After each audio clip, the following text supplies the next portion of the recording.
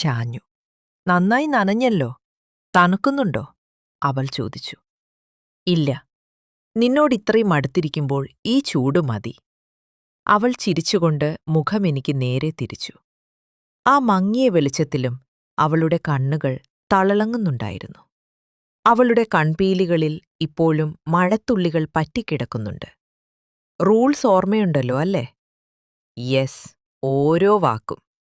It was hot as fuck, ഞാൻ പറഞ്ഞു.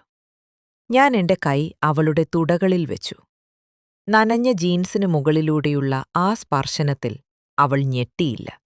പകരം അവൾ കാലുകൾ എന്റെ ശരീരത്തിലേക്ക് കുറച്ചുകൂടി ചേർത്തുവെച്ചു. കാർ ഒന്ന് വളവു തിരിഞ്ഞപ്പോൾ അവളുടെ ശരീരം എന്റെ ശരീരത്തിലേക്ക് വന്നിടിച്ചു. അവളുടെ മുലകൾ എന്റെ കൈയുടെ ഒരു വശത്ത് തട്ടിയ നിമിഷം ഒരു ഇലക്ട്രിക് ഷോക്ക് അടിച്ചതുപോലെ എനിക്ക് തോന്നി. ഞാൻ എന്റെ തള്ളവിരൽ കൊണ്ട് അവളുടെ തുടകളിൽ പതുക്കെ അമർത്തി. എന്റെ മുഖം അവളുടെ മുഖത്തുനിന്ന് അല്പം മാത്രം അകലെയാണ്. അവളുടെ ചുണ്ടുകൾ പാതി തുറന്നിരിക്കുന്നു.